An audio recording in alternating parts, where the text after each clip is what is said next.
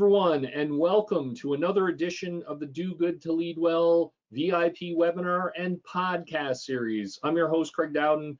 Thrilled to have you join us today. Really excited about this conversation. We're going to dig into some really important, thought-provoking issues during this episode.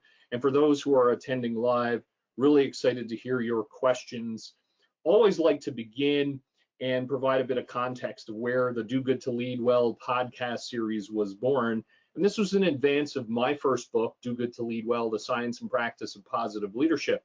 And in my executive coaching work, my keynote speaking work, and consulting work with organizations, I have the profound privilege to speak with top CEOs, global thought leaders, best-selling authors, TED speakers, to hear their expertise, their insight, their experiences around what they're seeing in the context of business and leadership. And during the pandemic, really broadened that conversation and made it a more frequent discussion, and really wanted to open this up to a community of individuals who are also passionate about these issues. And so over the last year and a half in the existence of the Do Good to Lead Well program, we are now ranked in the top 0.5% of all podcasts globally. This could not have happened without your ongoing support, your energy, your enthusiasm, your feedback, and your ideas. So a heartfelt thank you. And the primary reason why the podcast gets such a strong listenership is because of the amazing guests who kindly devote their time and their expertise with us and share their experiences. And as I mentioned, this is a very special episode. I've been looking forward to this as soon as we were able to get this in the calendar. I've known Goldy, I've had the privilege of knowing Goldy for some time, and Goldy's the CEO of the Business Council of Canada. I'm going to give a short bio because we couldn't go through everything today. Goldy is a seasoned strategic leader with more than 25 years experience advising business leaders, boards of directors, government officials, and a broad spectrum of community stakeholder groups. As President and Chief Executive Officer of the Business Council of Canada, he represents Canadian business leaders across the country and around the world. BCC is a nonprofit, nonpartisan organization whose membership is comprised of more than 170 chief executives and entrepreneurs of Canada's leading and largest companies. Goldy works directly with these leaders to develop and promote sensible public policy solutions in support of economic growth, including in the areas of the energy transition, innovation, industrial policy, cybersecurity, supply chain resilience, workforce development, and trade diversification. He led the BCC through the COVID-19 pandemic, helping coordinate the Canadian business community's response to the crisis. And for those of you who are familiar with Goldy and his work, just an extraordinary leader, and his passion for Canada and Canadian business, to me, is unparalleled. He's the member of the board of directors of Open Text Corporation. He has a long track record of service on behalf of several charities and nonprofit organizations, including the Coalition for a Better Future, the Business and Higher Education Roundtable, and Canada's World Trade Organization Business Advisory Council. He sits on the advisory boards of two leading organizations promoting advancement of women leaders, Catalyst Canada and the 30% Club Canada, and is a member of the selection board for A Seat at the Table, an initiative to encourage greater representation of people with disabilities on corporate boards. He's a regular commentator in Canadian media on business, politics, and leadership. He's also the host of the Speaking of Business podcast. I cannot recommend it enough. I believe 100 episodes in, just filled with incredible insights, so please check it out, which features interviews with Canadian innovators, entrepreneurs, and business leaders. So without further ado, Goldy, an incredibly warm welcome to the Do Good to Lead Well podcast. Thank you for having me, my friend. Great to see you, and congratulations on all your success. It's amazing. Thank you. It's and as I shared at the outset, your passion and how you show up and the questions that you urge us to ask ourselves and the positions that you take really drive such incredible dialogue. And what I'm really excited about today, you just have such a unique view of what's happening both within Canada and around the world. So to start our conversation, Goldy, where do you see the challenges and opportunities for Canada as well as Canadian CEOs and business leaders during this time? Let me first say that I am but a voice for my members, as I am reflecting their love of Canada, their passion for our country, their wish that we would be even better than we already are. So a lot of that comes from what I see, what I hear, what I feel from members across this country, most of whom are leading Canadian headquarters companies, others who come from other parts of the world because they feel Canada is the place where they want to do business. So to your question specifically, there's a half-glass version full of this, Craig. There's a half-glass version that says things are great. We're Canada. Not a lot of other people would want to live anywhere else, but in this country, we have proximity to the United States. We're blessed with natural resources from water to energy to agriculture to minerals. The list goes on, uranium, potash, you name it. We have trade agreements with, about, I think, 55 countries or so that get us access to 1.5 billion people that's available to us. We have immigration policy that allows us to grow our, from our population perspective, which can lead, of course, to growth more broadly. The list goes on. It's truly a great place. But I said it's the half glass full version. There's also a half glass empty version. And unfortunately, in my business, I have to put a lot more emphasis on that because we jeopardize the half glass full version if we don't address the things that are occupying the half glass empty. And by that, I mean, and to your question, what is keeping CEOs, what's top of mind in terms of challenges? The list is long. Let me be as brief as I can be. First and foremost, I think we're very cognizant that leadership, the way we understood it to be in politics, has evolved from leadership to more followership. I am struck by the narrative that political parties that I studied in my academic background are now really referring themselves as movements. Everybody's becoming a movement. We need leaders for the country, not for the movements. And so what we're trying to do as business leaders is to say, so how do we, you do politics, we'll do business. What do we need? What environment do we need to do that? The number one thing I would say to you is good, sound public policy, because money and capital will be attracted to that if you have a good business investment environment, if you have predictable regulatory regimes that are stable, that don't go yin to yang after every election. Most of these businesses, if not all of them, I would say, are on team democracy. Our CEOs want to see democracy do well, but democracies are struggling, not just here in Canada, but around the world. And part of it is this movement thing, but I think it's also the populism that's entered our politics. It's becoming a difficult place to do business, and we can talk more about that, but I'll just say the final thing is what we're seeing here in Canada that is, on many levels, deeply disturbing, and I don't think Canadians themselves agree with this, but the anti-business rhetoric and the anti-profit rhetoric. I mean, I thought we're a democracy and we're a free enterprise. I didn't realize we were converting ourselves to a more socialist or even worse agenda here. And if that's the case, you should run on that. That should be what we should be having our elections about. I think Canadians would reject that. I think Canadians believe in free enterprise. I think Canadians believe in our small businesses and our big businesses.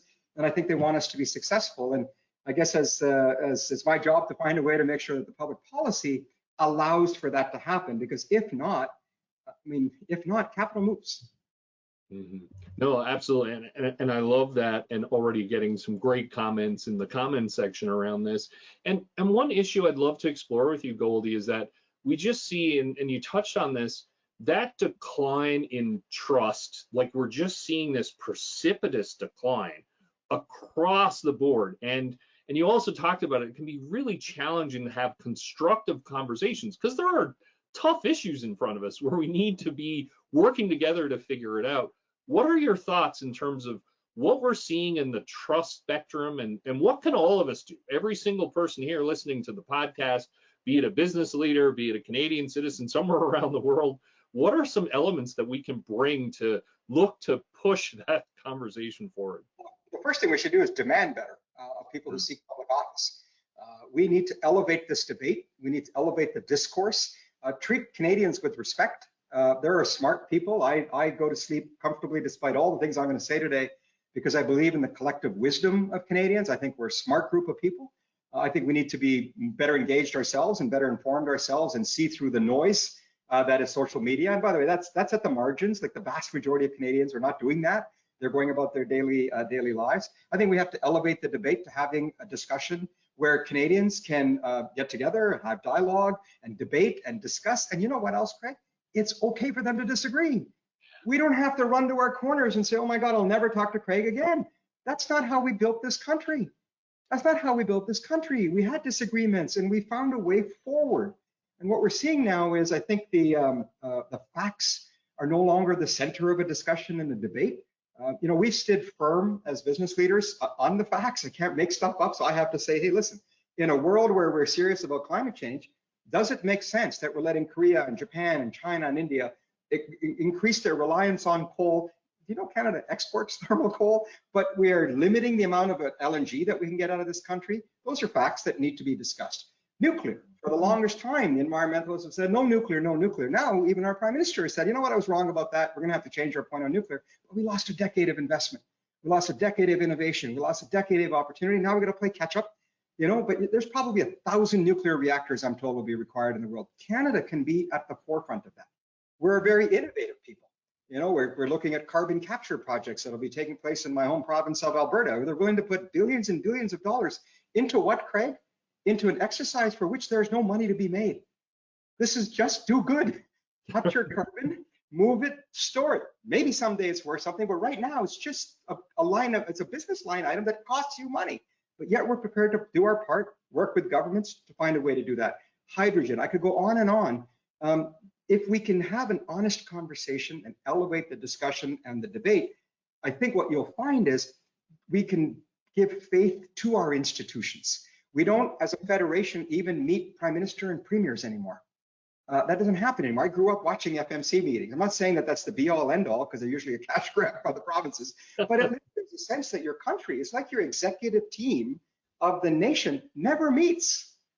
It doesn't meet. You have a bilateral with your COO, you have a bilateral with your CFO, you have a bilateral with your HR, but you never pull the group together to say, what are we trying to do here in this country? I've often said that if Canada were founded today, we'd probably be a European Union. We would probably be 10 provinces and 3 territories, or however you want to add it up, and we would probably never have a national highway or a national railway system that built the fabric, the soul, and the foundation of this country that makes Canada what it is today. And so I think if we can restore confidence in our institutions rather than destroy it, and look, this is not unique to Canada. I mean, I'm looking at surveys down in the United States where 75% of Republicans are saying they will not accept the outcome of the election if Donald Trump loses. 55% of Democrats said they will not accept the outcome if Donald Trump wins. I'm like, have you ever in Canada said, you know, I'm questioning the validity of, I mean, one of my good friends, part of the coalition is Anne McClellan. We call her Landslide Annie because I think she won her riding by 11 votes. You know, it was recounted, it was 11, and everybody accepted that she won by 11. We had confidence that our system worked, but now we're attacking our media, we're attacking our central bank, we're attacking big business, we're attacking academia, we're attacking government, the list goes on. We're attacking international institutions. Those institutions are the pillars on which democracies and some kind of global order has prevailed. In the absence of that, Craig, I shudder to think what kind of anarchy that results in. I'm not trying to be dramatic, just see the US. It's not like I'm making this stuff up. No, absolutely. And the point, and there's so many great points that you made, Goldy. And this is why I'm so excited about having this conversation. I love how you're putting the emphasis on constructive disagreements. Like, disagreements are great because you learn and we can expand our thinking. It refines our thinking. It allows us to see other people's perspectives, which if we are going to move forward together, this is vitally important. We can't just kind of carve people out in different positions. It just doesn't go anywhere. I always use the analogy of a marriage. Right. They're never going to go through marriage agreeing. It's probably easier on us if we just did that as guys, but that's for another day. You're going to have issues. You're going to have conflicts. You're going to have problems. You're going to have fundamental disagreements, perhaps about core things. How many kids should we have? Where should we live? You find a way through dialogue, through discourse, through listening, through understanding, through bringing different perspectives together. In some cases, bringing mediators together, but to find a way forward. Right? That's what I think we're going to need. And if I can, I want to find out where I could introduce the coalition. You mentioned it in the introduction. I want to talk about that just a little bit if I can, because I want to give proof point to my confidence in Canadians. So this group, which is called the Coalition for a Better Future, you can look it up at canadacoalition.ca and en français aussi, but I'll spare you my Alberta version of that. It is, if it didn't exist today, we would go out and build it. And the reason is this: we are seeing what's happening in our politics. We have a segregation, not unique to Canada again, I want to be clear, left and lefter and righter. And yet the vast majority of Canadians are what my father calls the people of the radical middle. They're losing voice. They're losing voice, and they're actually losing confidence in their institutions. And we as business leaders said, what can we do? We have capacity, we have resources, we have power. How do we use that for good? And we reached out to over 125 or so, organizations that are from a disparate group of Canadian society: labor movement, indigenous groups, gender groups, academia, small business, big business, everybody but government. We said to government, you can come and observe. You work for us. You can come and listen to us about what we want out of our governments today. This happened just in between where we thought COVID was over and Omicron. And over 120 groups got together. And I had asked many of them, I said, look, if we could just leave our partisanship at the front door, if we could leave our industry issues at the front door and just ask ourselves a central question: what do we need to do to make life better for our kids and our grandkids? You know why that's an important question, Craig? It's an important question because we're the first generation in the history of society to actually not do that. When I speak on campuses, I begin with an apology. I'm here to say sorry that we made a mess of the world, whether you're talking fiscally, whether you're talking in our institutions, whether you're talking about the climate, whether you're talking about polarization in our politics, whether you're talking about infrastructure, crumbling affordability. That's on us. Every generation before us made life better for our kids and our grandkids. And we said, can we just do that today? And magic happened, Craig. Magic happened. What happened was people decided to put that stuff at the front door. And under the leadership of Anne McClellan and Lisa Raitt, a liberal and a conservative, but really two powerful, well-informed, intelligent, high EQ women, were able to bring people together to actually have that conversation, agree to disagree, listen to each other. People wanted a variety of things. And then at the end of it all, it landed on three simple things. We the people, I know it's an American phrase, but we as Canadians want three things from our government, we told our government. We want a long-term economic growth strategy because we don't see one. We've basically gotten by on luck, geography so far. Two, we need to lead the world in the energy transition, and it is a transition, and it includes the energy sector. It's not something we can just wish away. Right? And thirdly, we need to address growing inequality in our society, because if we don't, the consequence is even more populism. Look, say what you will about Donald Trump, 80 million or some odd number of people voted for him. They can't all be crazy. There are completely normal, rational people who feel that despite everything, he has given them voice. He has given them hope. He says, I see you. I see your struggles. I don't know how I can relate to you. I have a gold toilet and a penthouse in New York, but I'm one of you, right? And people storm Congress for him. So that is what we need to make sure never comes to Canada. We need to make sure that we respond and we work together. And I'm very proud of the work that the coalition's doing. I'm just one member of that organization. There's an advisory committee and others. We're putting our second scorecard out there, because if you don't measure it, you won't know how you're doing. And it's not a scorecard that the coalition came up with. It's OECD scorecard, and it has 20 some odd metrics. And what it says is, Canada, there's some things you do really well. Congratulations. There's some things that you're middle of the pack in, you can do better. But my God, there's some really important things that you're horrible at. In fact, last of 38 countries in growth. You will not have prosperity. You will not have civil society. You will not have social cohesion if the country's economics are going to fall apart. And people need to learn that. We cannot finance our way to prosperity. We cannot deficit finance our way to prosperity. No, I love that, and thank you. And what I love, and thank you for sharing about the coalition, and what I really appreciate with the question you're asking is that's a question that we're all invested in answering. It's how can we make the future brighter for everybody? And I love that. And as you say, and then you invite people to share different perspectives. I've got a question. I've got a bunch of questions here. Stan said, Goldy, thank you for your passion and all the work, the incredible work that you do. I really appreciated your comment on tribalism. What strategies have you seen to get people out of their movements and be a part of a collective conversation? Well, I think I just spoke to it. This, like I said, if the coalition didn't exist, it would need to be built today. Because with all due respect to those who seek public life, and I say hats off to you for doing it. It's not something I would ever do, I think. But well, I know, but they're doing it. And so what we need to say to them is, what's your purpose? What are you trying to do? You got elected. Is the objective getting elected? Is the objective to leave the playground cleaner and stronger than you found it? Is it to build the foundation for long-term growth and success for our country? What are you trying to do? And rather than divide us, and by the way, I want to be very clear about this. When we talk about populism, too often it's portrayed, especially in our media, as the right wing. That is not at all true, and that is not at all fair. We have left-wing populism as much as we have right-wing populism. And I've often said, the more the left goes left, the more the right is going to get bigger. And you're seeing it. You're seeing it happen. I've had this conversation with our Prime Minister. It's not like I disagree with the importance of rights. I'm a minority myself. I have daughters. I have a child with special needs. I care about the importance of social justice in our country. But I also know enough to know that all of that gets compromised if you don't create economic growth and economic prosperity, because at some point people say, you know what, that's all nice, but I got to eat. I got to educate my child. I wonder why I don't have health care. Where's all my money going? Why am I sitting in gridlock? Why doesn't my LRT work in the nation's capital? These are all people who are saying, like, I don't mind this stuff. But if all the emphasis is on that syllable and it's all in all the time, climate, indigenous, gender, everything, all important issues to me. Don't get me wrong. These are friends of mine, allies of mine, people I've worked hard to build relationships with.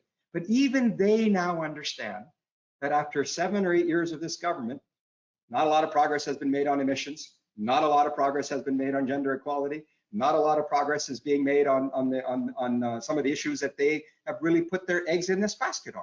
You're going to get pharmacare, you're going to get dental care, this care, that care.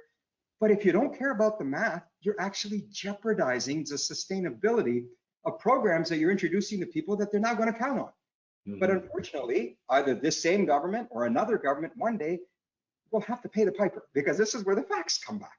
The credit agencies are watching us. We have a government that misses its spending targets, not within years, within months. Right? We have a government that's now created another fiscal anchor, another fiscal guardrail, another guard post of some kind, which is way out in 2026. But when we asked about it, how are you going to get there in terms of the program review? What savings are you going to do? The answer was, no, those are business issues about profits. We're not interested in those. No, these are your policies I'm asking about on behalf of business leaders who are trying to decide, should we invest in Canada? Because if they see a government whose concern is not fiscal, you know what they think, Craig? I am going to have to pay more corporate taxes, but so are my employees. So it's going to make it harder for me to recruit talent from around the world, and it's going to make it more difficult for me to be able to reinvest my hard-earned profits on behalf of Canadian shareholders in many cases. Your pension plans aren't investing, they're here. your bank stock, your energy company stock, that's all a part of your TFSAs and your RSPs.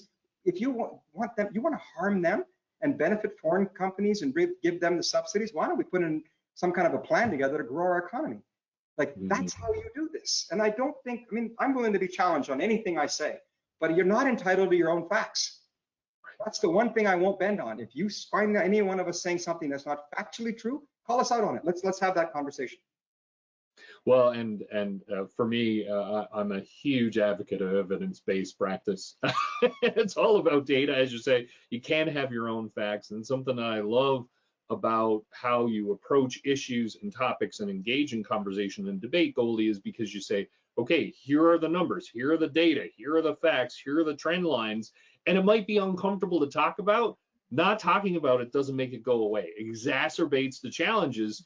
And we need to have courageous conversations. And so I think that's such a critically important point. I wanted to ask you as well, you represent 170 top CEOs, business founders across the country. Do you feel that the role, you see focus on CEOs, has the role of CEO evolved, over the past few years? And how do your members, what's that like now being a chief executive? Has that reality shifted? Yeah, it has absolutely evolved and changed. Obviously, COVID was a unique, at least in 100 years, unique phenomena that CEOs had to adjust to. I'll tell you, I've had umpteen number of conversations with CEOs about how they felt that during that major crisis, they basically outsourced leadership to HR and to legal. Tell me what to do, tell me what I shouldn't do, and I'll do it, right? And there was a high degree of, darn, I'm going to be a CEO for maybe 5 years, and 2 or 3 years of my life is going to be taken up doing these things. I look back at that, and I think that I hope that what people have learned is CEOs are now more than just business leaders. They need to be, and it's not the case that it's always been the case, but like I think in the past as well, CEOs have stepped into the civil arena, the political, not just the political, but the community arena. They have points of view. They are willing to take risks. They were willing. They're more courageous. I mean, I think of someone like Michael McCain. You know, God bless him, but I mean, he's been an exemplary example. Someone who goes out there and just says, you know what, my lawyers told me this, but I'm going to do the right thing. I'm going to own it. I'm going to talk about it. His whole handling of listeriosis is a textbook case of how to manage a crisis, which I know he didn't receive that legal advice on. He said, I have a duty, and I want to insert myself. I want to lean in and provide and use this moment to build confidence in the institutions of CEOs. You know what all the surveys and Edelman and all that other stuff shows you is people actually value their CEOs more than their politicians, more than their media. Now I keep reminding them that's not the highest of bars, so let's not get carried away. They're not quite Supreme Court justices yet, but hey, you're on the uptick here. And what you find is most people say, I like my CEO. I don't know the other CEOs, and they probably make more money than they should and all that other usual rhetoric, but I like my CEO. So what I tell our members is leverage that. Lean in. Let's talk to your employees are someone's customers, are someone's voters, are someone's taxpayers, or someone's shareholders. It's the same person, right? Let's engage them. Let's help them understand that if we don't have the proper civil discourse, the proper discussions in our elections about our public, we've had 2 elections that, let's put it this way, we've had 7 federal elections, 5 minority governments in a country that really has only 2 parties that form power, right? It's not like it's India where you have to win over 30 parties or whatever the case might be. Why is that? Why is voter decline happening? Why is it in Ontario you can win a massive majority with less than half of Ontarians voting? Not for you, just voting. There's something wrong if we do that. Now, I'm concerned that political parties are very good with that. They know who their voters are. We'll just talk to them. But what about the rest of us? So I think CEOs have got to have more presence, more willingness to kind of overrule their corporate comms people and take a little more risk and be a little bit more bold to say, you know what, I have a point of view. I'm going to put it out there. I want to speak up. I have often said, and I can assure you, Craig, this is a subject of much discussion in my membership. It's not like there's unanimity, okay? But I will tell you, as someone who comes from the world's largest democracy in India and who has a sort of a story behind how we ended up here and everything for another day, what I often tell people, what I do tell people is if you're living in a democracy and you're afraid of your government or your government is threatening you or intimidating you in some way, you're not living in a democracy then. I've been here through 4 or 5 governments. I'll be here for more. They'll come and go. We'll all still be here. They work for us. Maybe that reminder needs to come when we speak up and stand up and say, we demand better, we expect better, we thank you for your public service. We're not, condemning what you're doing. What we're saying is include us. Bring us along on this journey. Have that vision. And I think back to your leadership, we need more leaders with vision that tell people, I'm going to take you here. Okay? And I'm going to pull you, even if you're reluctant. Look at this country. Where's Canada without Brian Mulroney as our prime minister? Even Pierre Trudeau. I mean, pick both sides here. We're a nonpartisan group. Right? Whether you agree or disagree with their policies, they had a point of view. They won elections on it, and they pulled us forward. Well, and I love this. And this isn't a question. This is a comment. It's just too good not to share. So Frank said, I'm part of the radical middle, and Goldy, thank you for inspiring me to demand better. I need to get more active. So I want that. Exactly. I think that's absolutely awesome. There have been numerous questions on this, so I will paraphrase because there's multiple people who wanted to ask. So given your lens on CEOs, what do you think are the key qualities that we need to now develop and grow in our leaders for the challenges of today and tomorrow? So look, first of all, CEOs are problem solvers. CEOs, they help solve problems. And COVID, again, was the best example of that. It was big business, largely, who took over the PPE shortfall. We had companies that like CAE and aerospace, or Linda Hasenfrance's company over at Linamar, or Danny Reese at Canada Goose. These stories are all documented in a book behind me here called Unprecedented, which is all about the things business did, which didn't get much fanfare because we weren't coming out every day at 11 o'clock out of Rideau Hall or whatever to say, here's money for this group and that group. And the government did a very good job itself. But you know what the legacy of COVID was, is we worked together. We all worked together. There was a partnership. We agreed to disagree about things. I had some pretty tough conversations about our airlines with our government of the day at that time. And I'm like, it's okay. They didn't do what I asked them to do or what we thought was necessary. There's a choice, it's democracy.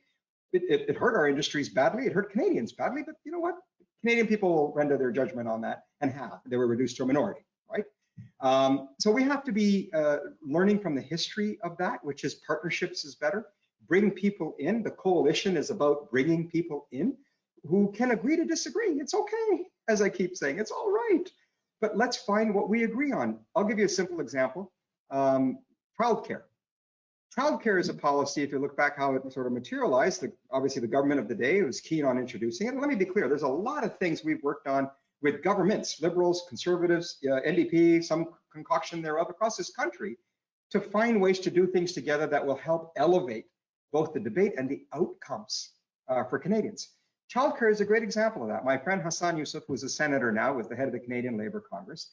He called me up and he said, look, can you imagine the power of you and me coming out together on the importance of childcare when women in particular, who are affected more by childcare than men are, but not exclusively so, if we need them back at work, we gotta bring this about. Let's find a way to work together in the national interest, good for your members, good for my members, good for Canada, is there something wrong if everybody benefits, if it's a win-win-win-win? No, we should find more ways of doing that. And that means listening, hearing, and trying to solve actual problems. And I think COVID, unfortunately, is now in our rearview mirror. We lost all of that. Well, and thank you, and so many comments coming in about wonderful reminder that COVID, a golden revelation, working together. I think that's as you said, people put everything aside and say, okay, how do we figure this out? Have vigorous debate, yet we were working together. And that's how you overcome really extraordinary challenges. You can't do it any other way. I've got another question from Amanda who says, thank you, Goldy, for all of the work that you do around increasing representation. I'd love to hear your thoughts in terms of how can CEOs effectively engage from a diversity and inclusion standpoint, and what are some steps that you would like to see businesses and government take in order to fully leverage that potential? So look, this is easy. It's just good business. DEI, CSR, climate, philanthropy. It's just good. It's good to do all of those things. It's good for your business. So it's not like you have to convert people to this. They were doing it. They were there. We put a lot more emphasis on it, and I think for good reasons around Indigenous in particular, the labor movements, women, as I just pointed out, people with disabilities. We want to be as inclusive as possible because, again, what's one of the issues I hear about in C-suites across this country? Talent, labor shortage, skills, reskilling. You got an Indigenous community that's 50% populations below the age of 25. They're keen on education. They're keen on skills. They're keen on moving to get that. They want to have skin in the game. They want equity in projects. One of the reasons we're advocating for the Aboriginal loan guarantee that we're still waiting on from the government to come after several years of what I think should be a no-brainer to, let's bring prosperity to the Indigenous communities. That's the best way to bring about reconciliation. We should be doing more of that. So there's no one in my membership, and I bet no one across this country really, who doesn't understand the value of DEI, CSR, ESG. In fact, what Canadians say is, we expect that of you, and it's table stakes of what you should be doing, and we're going to give you no credit for it. That's okay. We're doing it because it's the right thing to do. Yes. It's the right thing to do. It happens to also be good business, right? Because it speaks to your customer base, it speaks to the employee base, and so forth. So I think you're seeing a lot of that, and I think a lot of that has come about in part because governments have put a lot of emphasis on it. But what I would say is they always go overboard, right? You can't travel around the world and try and export your approach in societies that are 2,000 to 3,000 years old. So everywhere we go, we can't be about, oh, we're here for the SMEs. It's a complicated, big world out there. Every SME is relying on big business to be successful because they are our supply chain. So when Canadian businesses go abroad and make it, they bring that supply chain with them. But you don't lead. You don't sit across the chairman of Samsung or Canon and say, I want to introduce you to the head of the SME. Lovely, but that doesn't reflect a seriousness with how we should be doing our global trade. That is our secret sauce in Canada, in addition to immigration, is the fact that we're a trading nation. And we can do good and grow our economy and then talk to them about, look, it's really important for you to also think about diversity and so forth, right? You don't lead with it to go to, look, I'm not the one saying this, but I get told by people is you guys show up and we feel like we're going to get a lecture. That's not the best way to do business, right? And so one of the things we've done here, Craig, at the Business Council is we've introduced, and we've been doing it for a long time, but I guess I've given it structure, is we have a vertical called commercial diplomacy. We no longer just leave it to business, or sorry, to government to be our voice. We have to have our own presence. So we've opened an office in Washington. We have one in Brussels. We're opening one in Indo-Pacific. So you'll start seeing a footprint of the Canadian business community having its own voice, its own capacity, its own ability. Because you know what, from time to time, we are going to disagree with governments. Blue, red, orange, turquoise, everything in between. It's okay, as I keep saying. It's all right. I love it. No, I think that's such an important piece. And also, I love how you frame it. You know, when people are looking at, oh, here I come with a lecture on such and such right away, that's going to shut the conversation down. I've got another question coming in. This is great. So many questions coming in. Tanya was saying, really appreciate your perspective, Goldy. Very inspiring. Hear a lot about innovation and the importance of being innovative in Canadian companies. Like, what do business leaders need to do? What does Canada need to do to be more innovative? Well, look, if you look at what's happening with AI, if you look at what's happening with quantum, the hubs in Montreal, the hubs in Waterloo, Toronto, U of A and Edmonton, these are world leading. And we have an opportunity to be at the forefront of that. I am not here to just say all Canada should do is natural resources. I'm saying we should do natural resources plus, plus, plus. We have ingenuity. We have the immigration policy to support it. We have access to the G1 economy, which is our neighbor. We have, as I mentioned, access to 1.5 billion with our trade. These are all the elements that allow for Canada to actually have something we don't have, Craig. And that is, it's a loaded term for some, I'll use it anyway, so the notion of an industrial policy. I say, why don't we just call it a growth strategy? Heck, why don't we just say, what do we want to be when we grow up? Because so far, it's been darn easy to be Canadian. Not just Canadian, even Canadian businesses have had a pretty easy run. It's not hard. If America's your neighbor, you've got an English-speaking country, you've got a democracy. I know that's fledgling these days, but a democracy. You've got rule of law, again, maybe fledgling these days, but for the longest time, it's been there. You've got proximity, you've got relationships, you've got access, you've got time zones. It's been easy to just focus and do the ride with the Americans. They go up, we go up. They go down, we go down. But at the end of the day, when the G1 economy is what it is, and look what they're doing with the IRA. I mean, they can subsidize their way and create deficits till the sun don't shine. Eventually, that'll catch up to them as well, because math is math. Someday that'll catch up to them. But now we have to ask ourselves, how much is America changing? How much is our relationship with America changed? I'm very worried that we're not seen as their best friend necessarily, that we have work to do. I'm glad the government's launched an initiative that we're fully in support of, with no daylight between us and the government, to say, yes, let's make sure Team Canada's down there telling the Americans how important our relationship is. But let's also diversify. Let's make sure that we're hedging our bets a little bit. I'm on my way with a delegation of CEOs to Malaysia, to Vietnam, to Korea, to Nigeria, to Philippines, to Indonesia, all this year. All this year, because they're starting to realize that we've got to have other places from whom we can grow our businesses. And so this is, I think, an opportunity for Canada on not just the natural resources, but also technology. Every single company, I say, is on a journey to being a technology company. I don't care if you sell screwdrivers or widgets or donuts.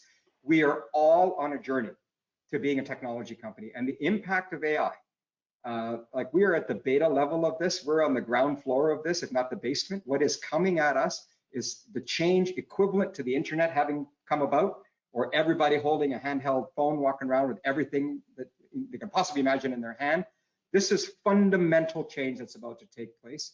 And the way AI works, the impact of it is going to be exponential, and it's going to happen really on top of each other, unlike you know, the 40 years it took to get 30% of houses with TVs and another 40 years to get phones or whatever.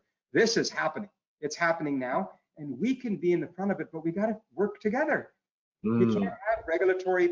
Every meeting I ask our members, what's keeping you up at night? What's the issues? And every time regulations is number one on the list.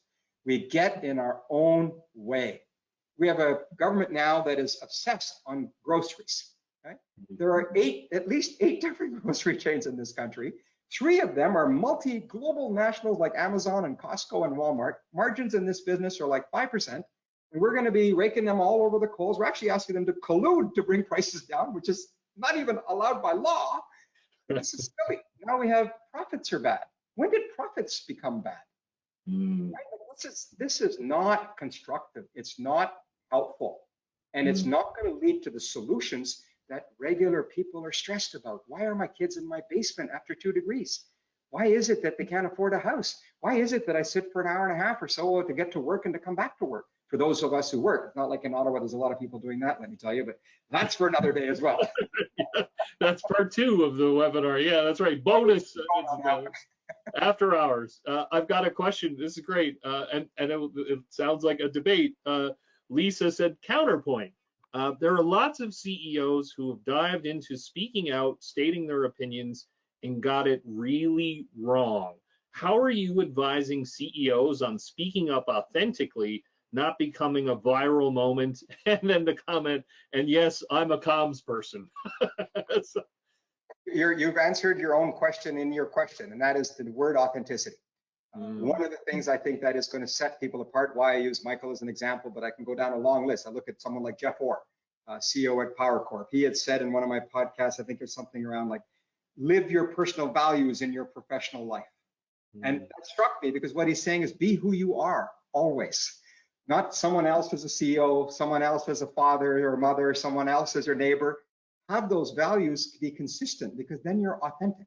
And when you're authentic, you get a lot more leeway to get it wrong.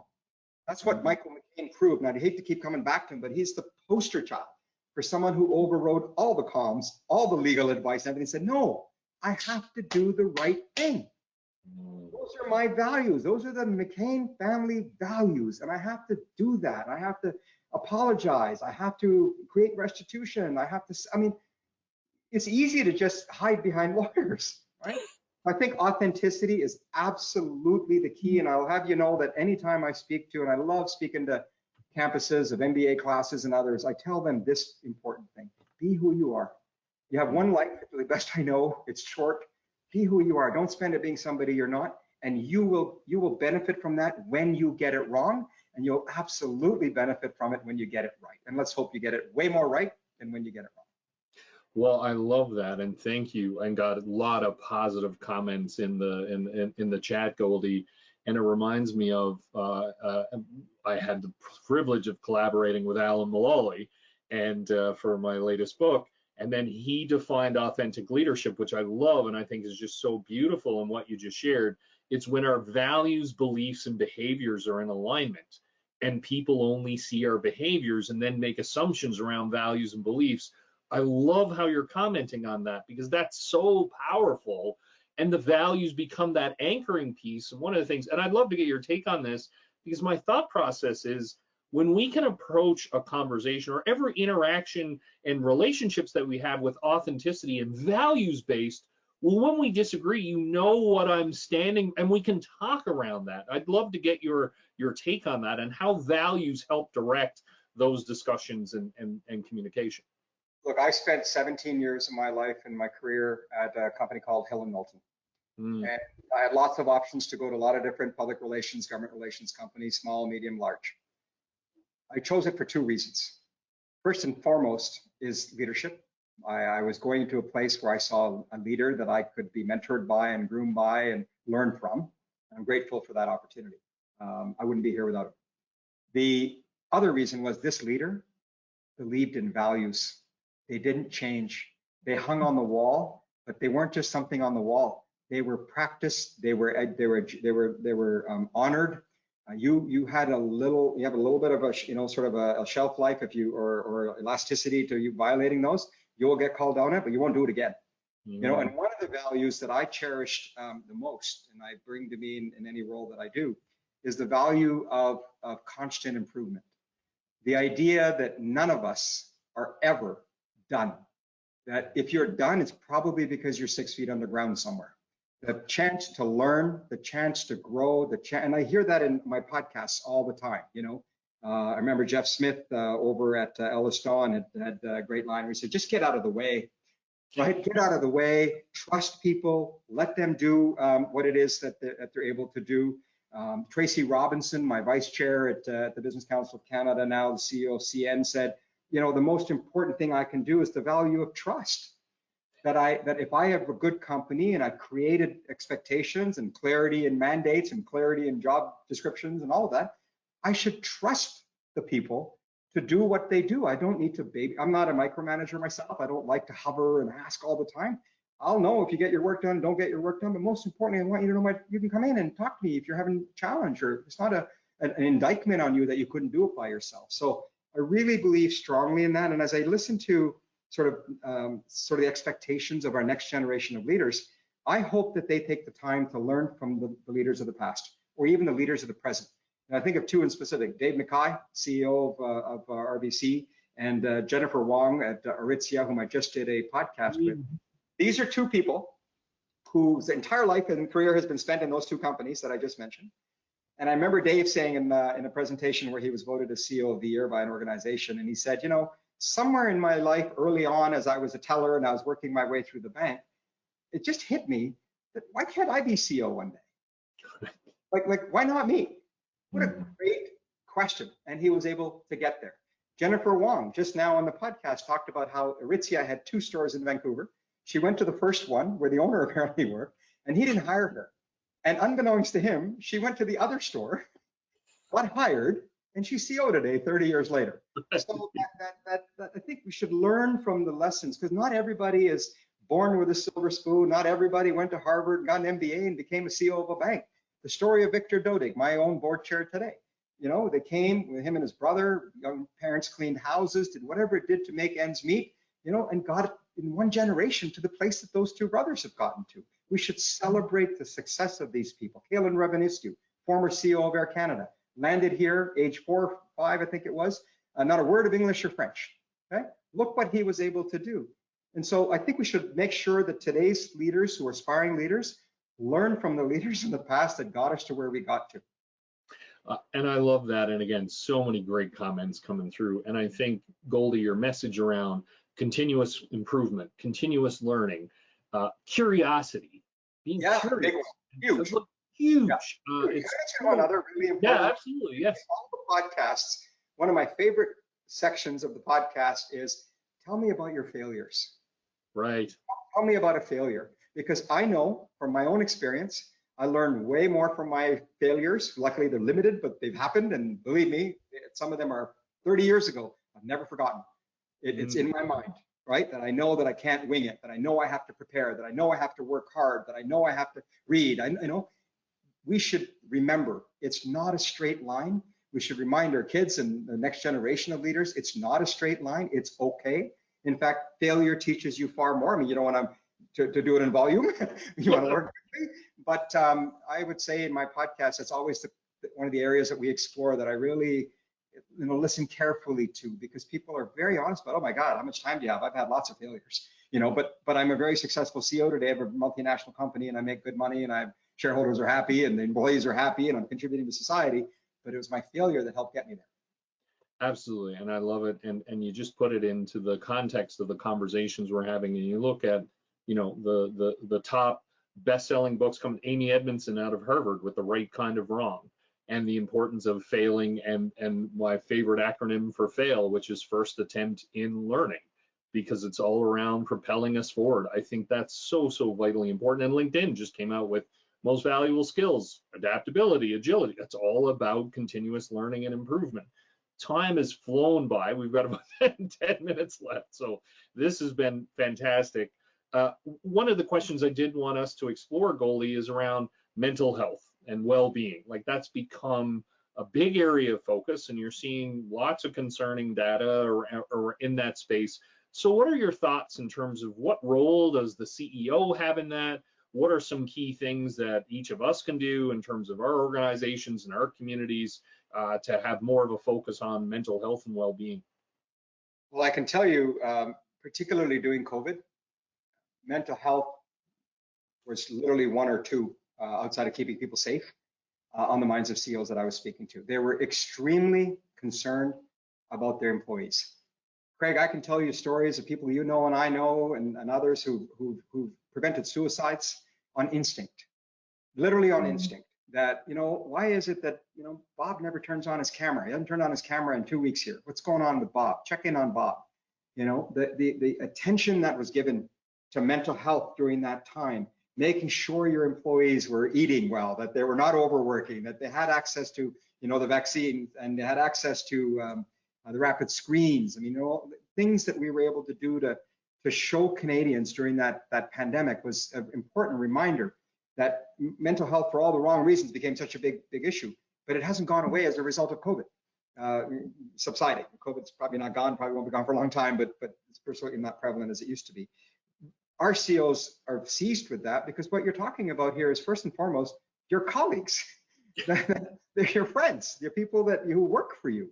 And so again, it's critically important to make sure that their mental health is addressed and that they have the access to support as needed. So, we're having debate about some of these things. The truth is, certainly my employers give the insurance. People have access to be able to go and get the mental health supports that they need. I think that, I think of one of our CEOs who said to me, a happy employee leads to a happy community, right? That happy people, and I've often said myself, happy people tend not to be looking for radical ideas, tend not to be polarized, tend not to be angry, right? And in fact, it's a reminder for what drives me every single day is, I feel that the antidote we are trying to provide as business leaders to the ills of society, not just in Canada, but writ large, I feel that if we can bring about economic prosperity, bring about economic growth, share it. Okay? There's better work to be done in sharing it, and I mentioned inequality earlier. But wages have gone up, but so has cost of living, and so we've got to keep working at that. If we can bring that antidote of the vaccine for our ills, if you will, today is economic growth, economic prosperity, not driven by our governments, enabled by our governments. Regulatory regimes, tax regimes that are competitive, that allow others to come here and say, you know what, I want Canada to be the place where I invest. Without my government giving me billions of dollars of subsidies to do it, I want to come here because it's the best place. And I started at the very beginning saying there's a half glass full version. I believe that as much as I unfortunately believe the half glass empty. If we can address the half glass empty and do it maturely and do it honestly, I think the issues like mental health and stuff will decline. There will always be mental health. I'm not naive to suggest there won't be, but the volume at which we're seeing it is due to these reasons. I mean, even work from home has had a different impact on different people. Women in particular I've met have said to me, it's not easy for me. And yet my employer is not encouraging me to come back to work. We're open 2 days or 3 days. I'd come 5 if they asked me to, and then there's the other extreme, which is I never want to come. But then on the other hand, how are you doing? Yes. Not just your career in terms of your development, which is likely stalled. You don't have much co-creation, much conflict management, much interaction, much humor at the water cooler, none of that. But how are you doing? How do I know how you're doing? I don't know. And yet I worry about you as a leader. And I can tell you, this issue didn't decline as COVID went away. It's still at the top issue in the C-suites because you're talking about, as I said, the well-being of your colleagues. Absolutely. Well, thank you. And again, lots of amazing comments, and this is wonderful. Thank you, Goldy. Love your passion, love your insights. Perhaps, you talked about starting with the glass half full, and then looking towards the future. What excites you? What are those opportunities that you're really energized around pushing us as the CEO of the Business Council of Canada, and that your members are really looking forward to tackling in a big way? Well, look, our Prime Minister has often said, this is Canada's moment. We agree. We absolutely agree. We just need to seize it. We need to work together to seize it. And it's not an either or choice. We can grow our economy and address the environment. These are not mutually exclusive. On the contrary, they're extremely connected. Business leaders, as I just mentioned earlier, to capture carbon is basically all cost. And yet members are prepared to put shareholder money into societal good because it's the right thing to do. We want to see those emissions come down. But you know the thing about emissions, Craig? They don't respect borders. They don't do immigration at the border. They don't do customs. It moves around. And it's the same thing with COVID. It was the same thing with capital. We have got to realize that we need to create a competitive landscape that allows us to work together to seize this moment for our natural resources, for our food security, for our innovative capacity and know-how, for our proximity to the United States, for our trade agreements that we have around the world, for our trying to maintain support for our immigration policy is an existential threat. We don't have an economy that grows without immigration. Do you know that? There's no GDP growth without immigration. Our birth rate fell to 1.3. Kids are being born later. Less of them are being born. It's our moment, but it can also be a moment where we look back and say, they missed it. They didn't take advantage of what was available. I wrote the Prime Minister a little while ago on fiscal responsibility because you know what? Math is math. It's going to come back at us. We're going to see 1993 one day, job losses and cuts to healthcare, education, et cetera. And I asked about the permitting, like why can't we get things built in this country? I asked anybody on this call, tell me the last thing you remember being built of any size and scale in this country. India is building over 200 airports today. Australia is redoing the highway system and expanding the electricity grids. All kinds of things are happening in different parts of the world. What are we doing? Let's be ambitious. Let's be ambitious. Because I think the next 150 years could really belong to Canada if we get out of our own way, find a way to work together, and as we say, get her done. In Alberta, I come from a province about stop whining, stop complaining, get her done. And I think we can, Craig. I really believe we can. Well, and thank you. And I couldn't think of a better close for this. And so many comments. I could spend an hour on so inspiring, so passionate, love the insight, love your enthusiasm about Canada. I love the point you just made, Goldy, and I do want to emphasize that. And I love how you're talking about elevating the debate, because I think it's such a powerful point for all of us to reflect on. Are we making a situation an either or when we can benefit from the power of the and? And that's what I love about you and your approach. And I want to say myself, every time I have the privilege to speak with you, I always learn lots of fantastic things. I'm inspired. And what I love when I leave these conversations is that as a Canadian, I'm like, yeah, like that. And so thank you for all that you do for Canadian businesses, for Canadians. You continue to advocate in such a thoughtful, impactful, inspiring way. And so thank you for taking the time. As I said, we spent an hour with all the comments in this comment box about what you're doing. So really appreciate you took some time to join us today on Do Good to Lead Well.